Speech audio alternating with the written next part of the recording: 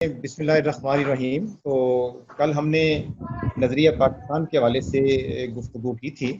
तो आज हम थोड़ा सा फीडबैक भी लेंगे, थोड़ा सा 5-10 मिनट के लिए।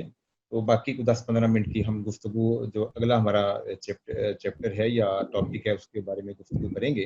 तो आइडियालॉजी ऑफ पाकिस्तान के हवाले से कल हमने देखा कि आइडियालॉजी जो है ये एक पूरे फ़लसफ़े का नाम है और फ़िक्र का नाम है, जिसका मतलब ये है कि पूरा एक इज्तमाही निज़ाम जो मुख्तलिफ असूलों पर मबनी हो और उस निज़ाम का ताल्लुक अफराद की सियासी, मुआशरती, मजहबी, यानी कि हर वो ज़िंदगी का जो पहलू होता है उसके साथ होता है। तो कल हमने इसके बारे में डिटेल से पढ़ा कि सर सैयद अहमद खान, कायद आज़म मोहम्मद अली जिन्नाह और अल्लामा इकबाल के जो फरमूदात या उनके ख्यालात या नज़रियात हैं, उसके हवाले से जो नज़रिया पाकिस्तान की हमने कल वजाहत की थी। तो इसी बात को थोड़ा सा आगे हम बढ़ाते हैं कि जब हमने नज़रिया पाकिस्तान की बात की है कि जिसकी बुनियाद इस्लाम पर है, जिसकी बुनियाद दो कौमी नज़रिया पर है, बल्कि दो कौमी नज़रिया की बुनियाद ही दरअसल इस्लाम के ऊपर इन्हिसार करती है। तो अब हमें देखना है कि जो नज़रिया पाकिस्तान के अज्जाए तरकीबी कि वो कौन कौन से अनासर हैं, कौन कौन सी चीज़ें हैं जिनसे मिलकर ये पूरा एक नज़रिया जो है वो वजूद में आता है, इसका कॉन्सेप्ट जो है वो क्लियर होता है। तो नज़रिया पाकिस्तान के अज्जाए तरकीबी का जब हम जायज़ा लेते हैं तो इसमें जो पहला नुक्ता है वो अकायद व इबादत का है।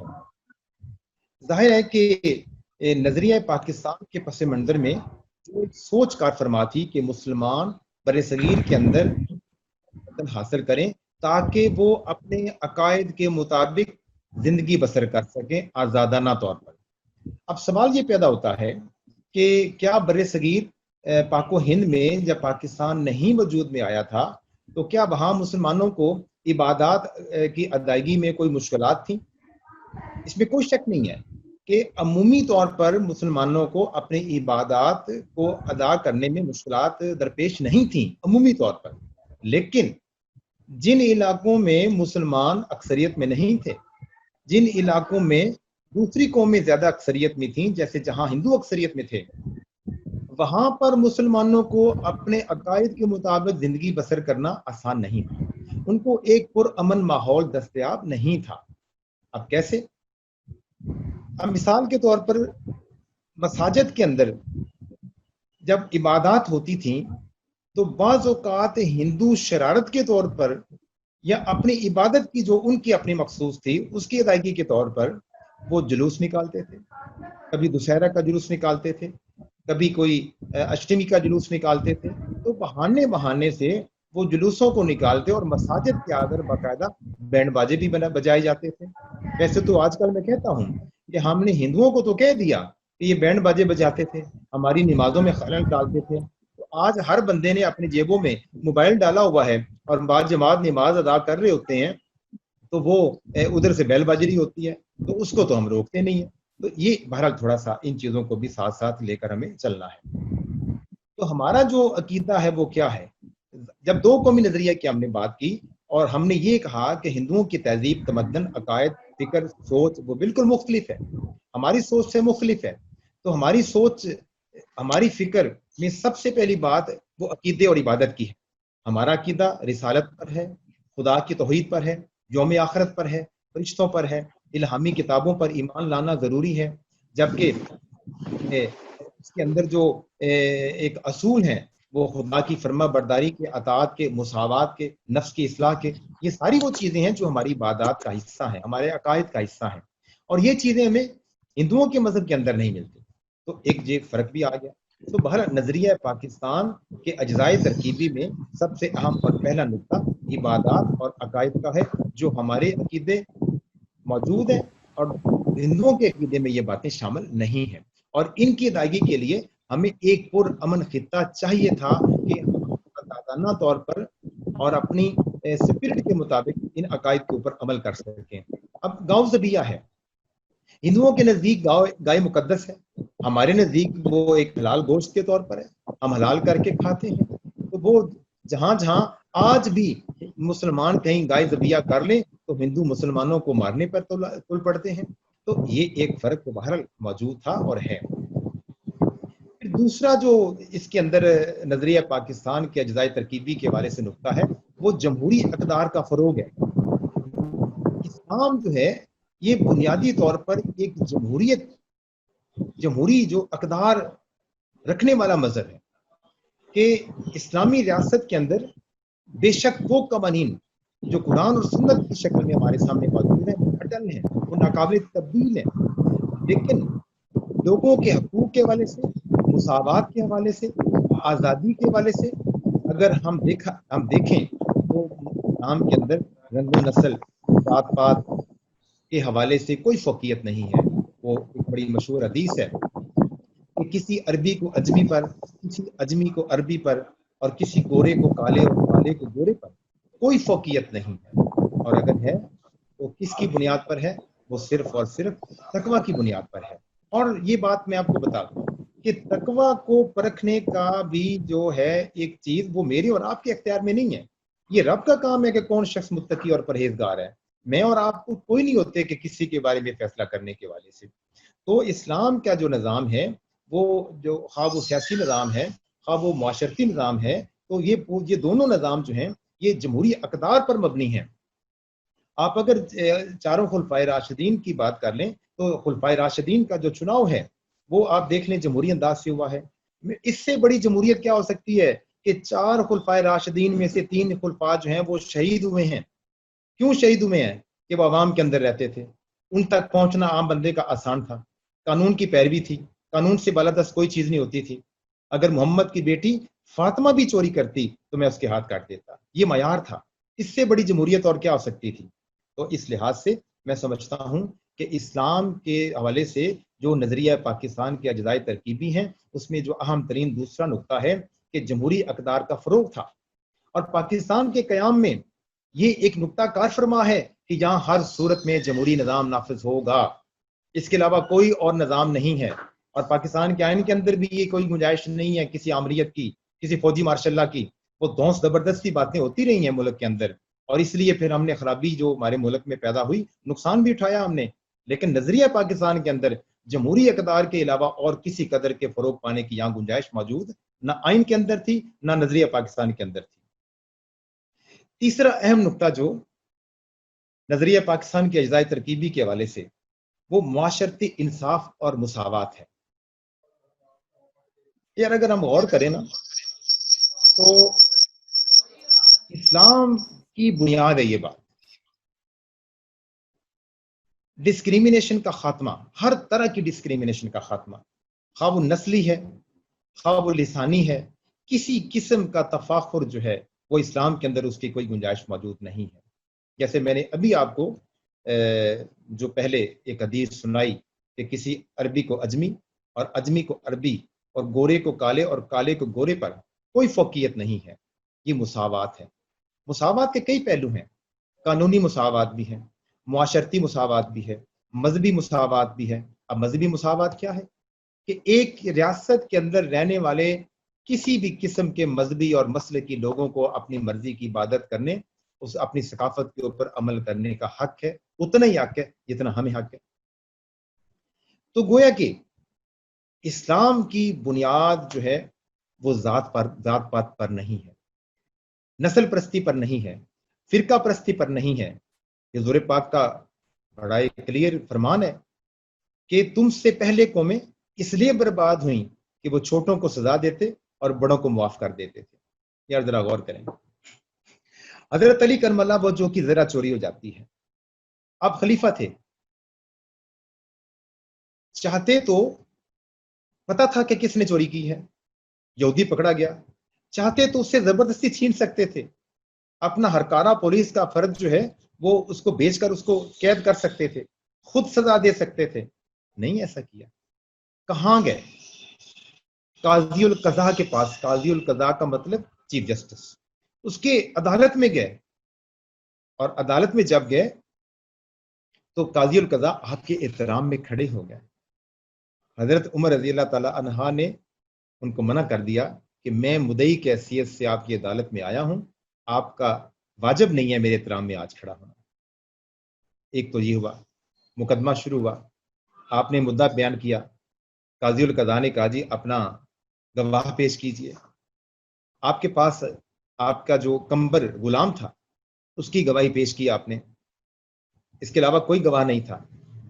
قاضی القضاء کو پتا تھا کہ نعوذ باللہ کبھی بھی حضرت علی جھوٹے نہیں ہو سکتے، اور ان کا مدعا اور موقف ٹھیک ہے، فیصلہ آپ کے خلاف پھر بھی ہو گیا، یہودی کے حق میں فیصلہ ہوا۔ کیوں ہوا؟ کہ اسلام کے قانون کے مطابق آپ کو اپنا موقف ثابت کرنے کے لیے ضروری ہے کہ آپ دو گواہ پیش کریں، اور جو گواہ آپ نے پیش کیا شرعی طور پر اس کی گواہی قبول نہیں تھی کیونکہ وہ آپ کا غلام تھا۔ یہ اصول ہے کہ آقا کی گواہی غلام کے حق میں، غلام کی گواہی آقا کے حق میں، باپ کی گواہی بیٹے کے حق میں، اور بیٹے کی گواہی والد کے حق میں، یہ قابل قبول نہیں۔ یہ شریعت کا اصول ہے گواہی کا، اور اسی بنیاد پر وہ فیصلہ آپ کے خلاف ہوا، اور وہ ذرہ جو ہے وہ اس کے حوالے کر دی گئی۔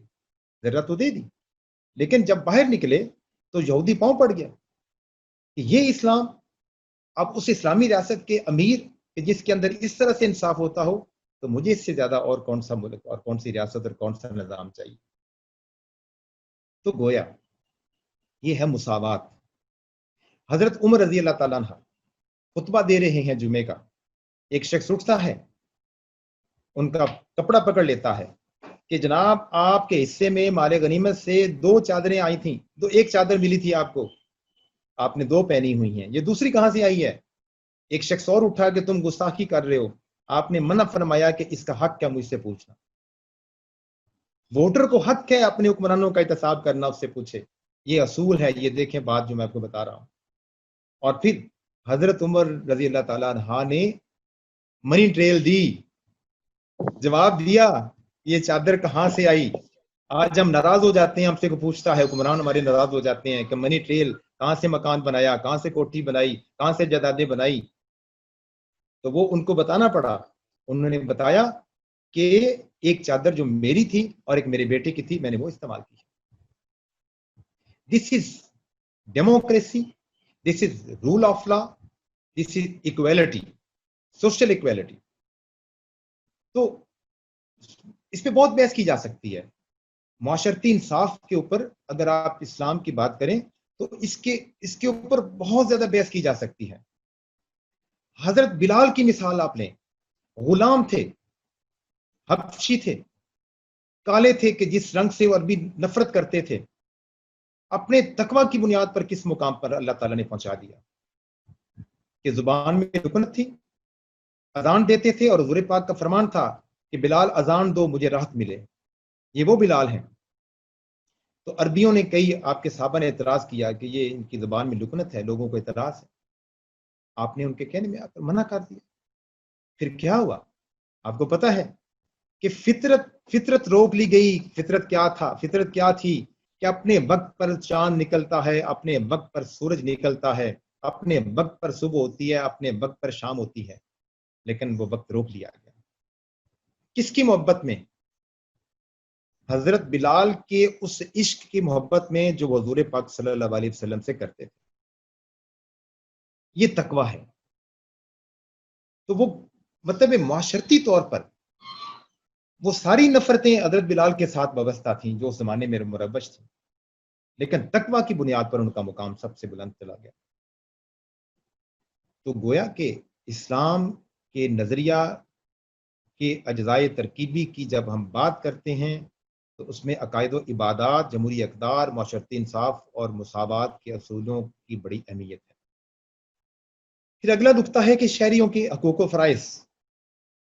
پاکستان کا قیام ایک اسلامی ریاست کے طور پر وجود میں اس لیے آیا کہ جہاں شہریوں کے حقوق کو تحفظ فراہم کیا جائے گا۔ یہاں فرائض کی بات کی گئی کیونکہ ہر حق کے ساتھ ایک فرض عائد ہوتا ہے۔ حقوق و فرائض لازم و ملزوم ہیں۔ کوئی ریاست کبھی حقوق کے اوپر صرف نہیں چلتی، وہ فرائض کے ساتھ بھی چلتی ہے، اور ریاست کا کام ہے کہ وہ بلا تمیز، بلا امتیاز تمام حقوق لوگوں کو فراہم کرے۔ ریاست ماں کی طرح ہوتی ہے، ماں کے لیے سب بچے ایک جیسے ہوتے ہیں، ہاں وہ کوئی کالا ہے، کوئی گورا ہے، کوئی کمزور ہے، کوئی طاقتور ہے۔ اس لیے حقوق جو ہیں، اب حقوق کون سے ہیں؟ جان و مال کا تحفظ ہے، تعلیم کا حق ہے، روزگار کا حق ہے، ملازمتوں کا حق ہے، علاج معالجے کا حق ہے، آمد و رفت کا حق ہے، اپنی مرضی سے نجی زندگی گزارنے کا حق ہے، خرید و فروخت کرنے کا حق ہے، کاروبار کرنے کا حق ہے۔ یہ تمام وہ آزادیاں اور حقوق ہیں جو کہ اسلامی ریاست کے اندر ادا کرنا وہ ضروری ہیں ریاست کی طرف سے۔ اب اس کے بدلے میں ریاست کیا ڈیمانڈ کرتی ہے؟ ریاست شہریوں کی طرف سے وہ فرائض جو ان کو حقوق دیے گئے ہیں ان کے عوض ریاست توقع کرتی ہے۔ ہم چاہتے ہیں کہ ہمارا علاج ہو، ہم چاہتے ہیں ہمارے سکول اور کالج بڑے خوبصورت ہوں، اساتذہ موجود ہوں، ہماری سڑکیں نالیاں گلیاں پکی ہوں، ہمیں روشنیاں ملیں رات کے اندھیروں میں، ہمیں موٹر وے جیسے سڑکیں اور شاہراہیں ملیں۔ کیسے ملیں گی؟ پیسوں کی بنیاد پر بھی یہ کام ہوگی نا۔ پیسے کہاں سے آئیں گے؟ IMF تو نہیں دیتا ہر سال، امریکہ تو نہیں دیتا ہر سال۔ یہ کیا سوچ ہوگی؟ امریکہ سے ہم پیسے لیں، امداد لیں، ہم سڑکیں اپنی بنائیں، پیسے وہ دیں، پھر آپ کو اعتراض ہو امریکہ مرد آباد۔ ہم اس کے کہنے میں آتے ہیں، ہماری حکومتیں ان کے کہنے پہ بجٹ بناتی ہیں، پھر کیوں نہ بنائیں وہ؟ جب پیسہ وہ دیں گے تو بجٹ بھی پھر وہ بنا کر دیں گے۔ پھر ہمارا فرض کیا ہے؟ ہم ٹیکس دیں، ہم حلال کی روزی کمانے کے ذرائع اختیار کریں، ہم حکومتی قوانین کی پاسداری کریں، حکومت جو ذمہ داریاں ہم پر عائد کرتی ہے اس کو ادا کریں۔ کل کو ملک اور وطن کو دفاع کے حوالے سے ضرورت پڑتی ہے، ہم جان و مال کا نذرانہ ادا کرنے کے لیے پیش کریں۔ ہم سے تو یہ نہیں ہو رہا، ہماری جان و مال کے لیے حکومت کہتی ہے ماسک پہن لیں، آپ بازاروں میں جا کر حالت دیکھ لیں۔ ہم توقع حکومتوں سے کرتے ہیں، اپنے فرائض کو ہم بھول جاتے ہیں۔ تو ایک اسلامی ریاست یا کوئی بھی ریاست وہ دو طرفہ ہوتی ہے، حقوق اور فرائض ساتھ چلتے ہیں۔ ہم حکومتوں سے توقع کرتے ہیں ہمارے حقوق پورے ہوں اور ہم اپنے فرائض ادا نہ کریں تو نتائج نہیں ملتے، یہ میں بتاؤں گا۔ اس لیے اپنے ذہنوں میں آج بٹھا لیجئے کہ اس ملک اور وطن کو حاصل کیا گیا ہے حقوق و فرائض کے تعین کے لیے۔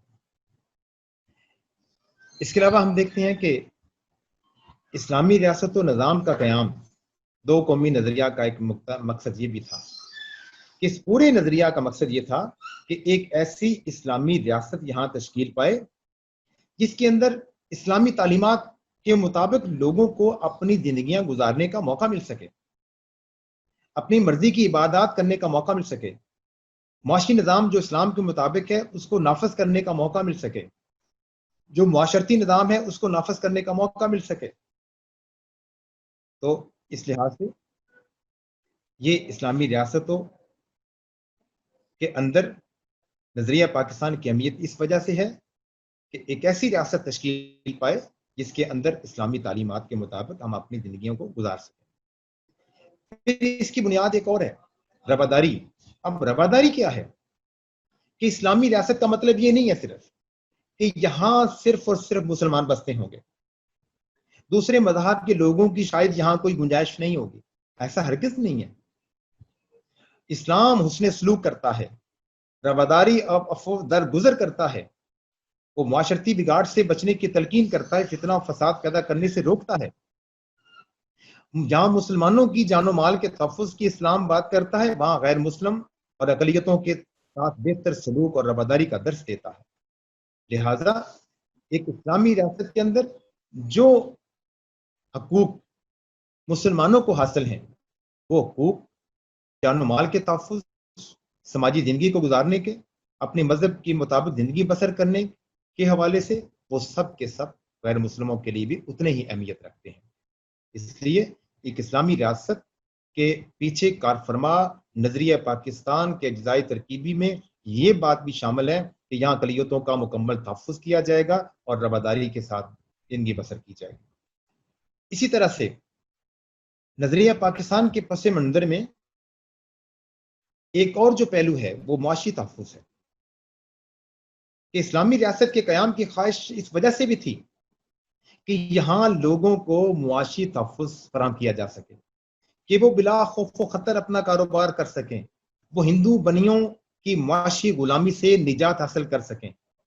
یہ آزادی کا مطلب صرف ایک وطن حاصل کرنا نہیں ہے، آزادی کا مطلب معاشی آزادی بھی ہے، معاشرتی آزادی بھی ہے، سیاسی آزادی بھی ہے۔ تو ہر طرح سے یہ مسلمانوں کو آزادی دلانا مقصود تھا۔ تو اونچ نیچ کا خاتمہ، دولت کے ارتکاز کو روکنا، کمزور طبقات کی بہتری کے لیے کام کرنا، فلاحی ریاست قائم کرنا، دولت کی منصفانہ تقسیم، یہ سارے وہ پہلو ہیں جو ایک اسلامی ریاست کی جو بنیاد ٹھہرا نظریہ پاکستان، اس کے غذائی ترکیبی میں یہ چیز شامل ہے۔ جب تک لوگوں کو، کمزور طبقات کو آپ سہولتیں فراہم نہیں کرتے، جب تک فلاحی ریاست کے تقاضے پورے نہیں کرتے، اسلامی نظریہ کے اوپر عمل درآمد تب تک نہیں ہو سکتا۔ یہ اسلامی نظریہ یا نظریہ پاکستان کا تقاضا ہے کہ یہاں جو معاشی قتل کرنے کے حوالے سے پہلو ہیں، لوگوں کو کمزور رکھنے کے پہلو ہیں، ان کا خاتمہ ہو۔ اگر ہم نے معاشی آزادی حاصل نہیں کرنی تھی، ہم نے خوشحالی حاصل نہیں کرنی تھی، تو پھر ہندوؤں کی غلامی میں کیا حرج تھا؟ لیکن الحمدللہ پاکستان کے ثمرات ہمیں ملے۔ بہت ساری خرابیوں اور گلوں اور شکموں کے باوجود آج مسلمانوں کی حالت جو پاکستان میں بستے ہیں، ہندوستان کے اندر بسنے والے مسلمانوں سے کہیں زیادہ بہتر ہے۔ میں مثال دیا کرتا ہوں اپنے شہر کی کہ 1947 میں قیام پاکستان سے پہلے مین بازار کے اندر درجنوں دکانیں تھیں، 20 دکانیں تھیں، اور یہاں 70% مسلمان اکثریت میں تھے، صرف 30% ہندو یہاں رہتے تھے، لیکن 2 دکانیں صرف مسلمانوں کی تھیں۔ انارکلی لاہور کے اندر بے شک مسلمانوں کی دکانیں تھیں، جہاں 66% مسلمان تھے لاہور کے اندر، لیکن مالک صرف وہاں چند ہی تھے۔ 80-90% کے مالکان جو انارکلی بازار کے اندر تھے وہ ہندو تھے۔ تو ہندو ساہوکاروں کی غلامی میں مسلمان جکڑے ہوئے تھے۔ یہ جو آج ہمارے روسا، ایلیٹ کلاس، ہمارے عوامی نمائندے، ذرا بزرگوں سے پوچھیے ان کی حالت کیا تھی۔ یہ یہاں کے ہندو ساہوکاروں کے مقروض تھے۔ یہ ویلی اربج رائے والا، اربج رائے، جس کا بیٹا کرپا رام تھا، پنڈی بڑیا شہر کے اندر اس کا ساہوکارہ بینک تھا، 3 شاخیں تھی اس کے مقروض تھے ہمارے یہ لوکل جتنے بھی سیاستدان ایم پی ایم این اے بنے پھرتے ہیں آج۔ یہ گاڑیاں تو آپ کروڑوں کی نیچے ہیں، پیدل بھی مشکل چلتے تھے یہ سارے۔ یہ حالت تھی معاشی ان کی۔ ان کا مقدمہ عدالت میں چلا، یہ مقروض ہوئے مقدمہ چلانے کے لیے، اور اس قرض کے نتیجے میں یہ بیرون غلہ منڈی جو اڈے پہ منڈی بنی ہوئی ہے، یہ جگہ ان کو دے دی کرپا رام کو۔ یہ کرپا رام نے بیرون غلہ منڈی بنائی۔ یہ پاکستان کے بننے سے پہلے ہم سب کی حالت تھی۔ مسلمانوں کے گھروں میں گوشت تو بڑی دور کی بات ہے، 2 ٹائم کی روٹی کھانا مشکل تھا، سالن بہت کم گھروں میں بنتا تھا، لسی، اچار، چٹنی اور تندور کی روٹی، اسی پر اکتفا تھا۔ آج مہمان آ جائیں تو 5 ڈشیں بنتی ہیں۔ ہم پھر بھی ناشکرے ہیں کہ اس ملک نے ہمیں کیا دیا۔ میں تو ہمیشہ کہتا ہوں، ہم نے اس ملک کو کیا دیا۔ آج شیخ اسد یہاں اس سیٹ پر بیٹھ کر پرنسپل کے طور پر آپ کو پڑھا رہا ہے نا۔ یہ پاکستان نہ بنتا نا تو میں کسی ہندو بنیے کی دکان پہ منشی ہوتا۔ یہ میں آپ کو بتا رہا ہوں۔ تو اس لیے یہ پاکستان کا ثمر ہے کہ پاکستان معاشی تحفظ کے لیے بنا ہے اور معاشی آزادی کے لیے بنا ہے۔ تو گویا نظریہ پاکستان کو اصل حالت میں، اصل سپرٹ میں سمجھنا ہے تو ہمیں یہ سمجھنا ہے کہ یہ عقائد، یہ عبادات کا صرف نام نہیں ہے، یہ فلاحی ریاست کا نام ہے، یہ معاشی تحفظ کا نام ہے، یہ سماجی مساوات کا نام ہے، یہ اقتصادی مساوات کا نام ہے۔ انہی کی بنیادوں پر 2 قومی نظریہ جو ہے اس کی ایک ترکیب ہوتی ہے۔ اینی کویسچن بیٹا؟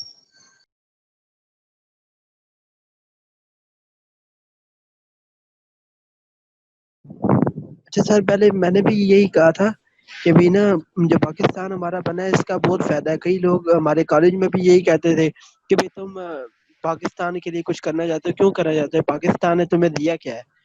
تو آج آپ نے وہی بات بتا دی سب کو کہ پاکستان نے ہمیں وہ دیا ہے کہ جس سے ہم لوگ غلامی سے بچ گئے۔ جی بیٹا، بہت اچھی بات آپ کی سوچ ہے، اس میں کوئی شک نہیں ہے۔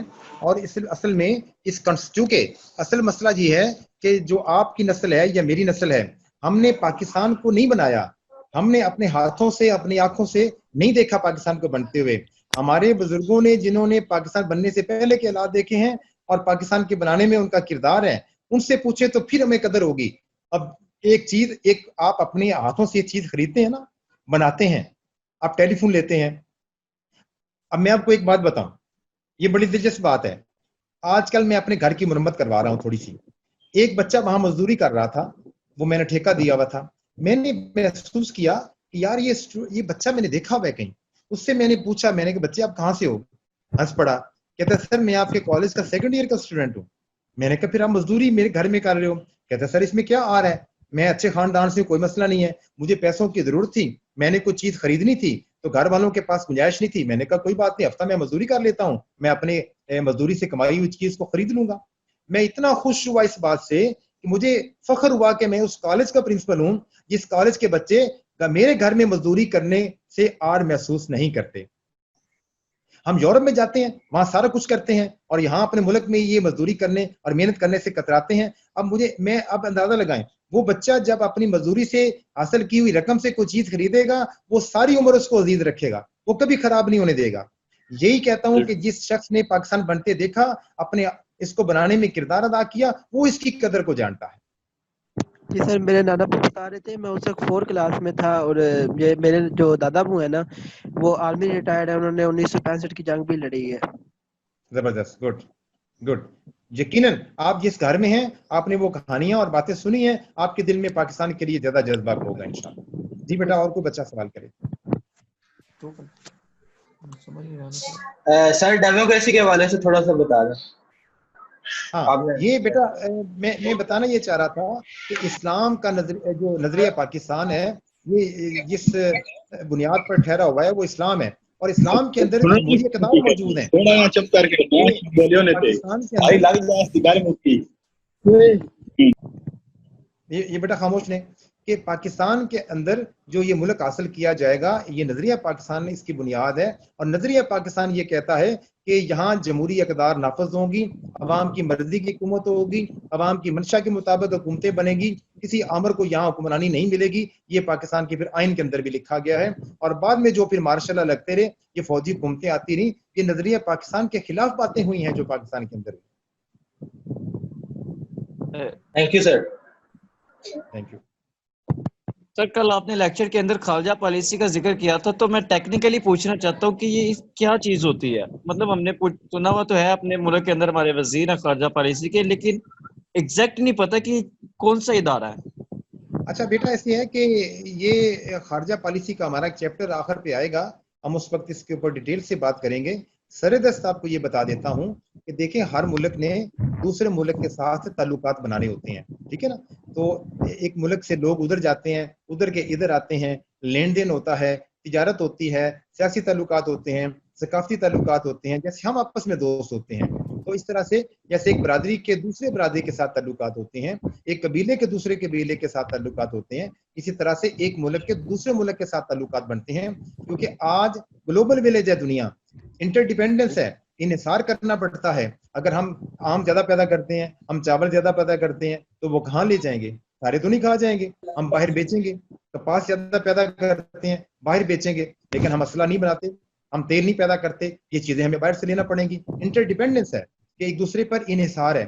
جب یہ ساری چیزیں ہوتی ہیں تو ایک ملک دوسرے ملک کے ساتھ تعلقات بناتا ہے. وہ تعلقات جو ملکوں کے آپس میں ہوتے ہیں, وہ کس بنیاد پر, کن اصولوں پر, کس پالیسی کے مطابق بنائے جاتے ہیں, اس پالیسی کو خارجہ پالیسی کہا جاتا ہے.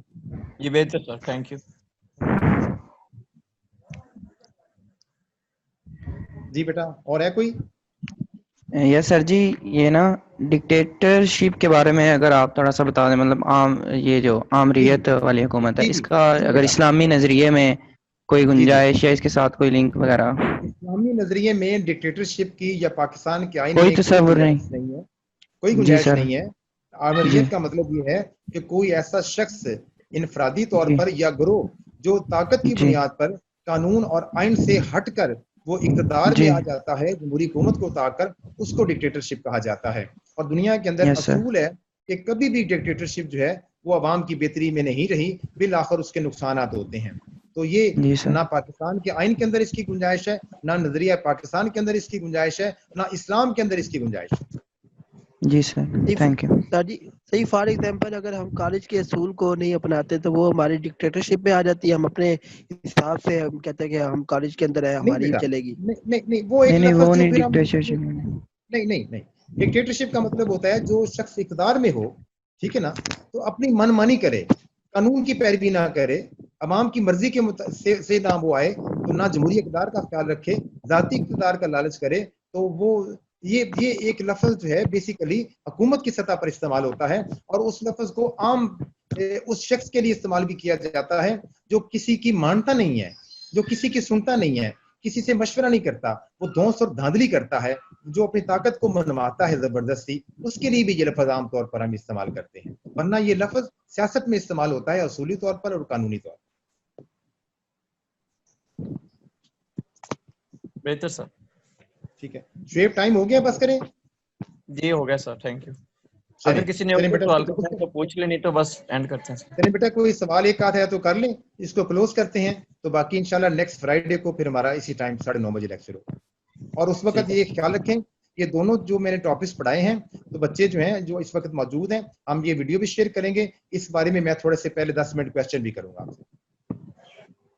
جی ٹھیک ہے سر. ٹھیک ہے چلیں بیٹا، تھینک یو ویری مچ. اللہ حافظ. اللہ حافظ.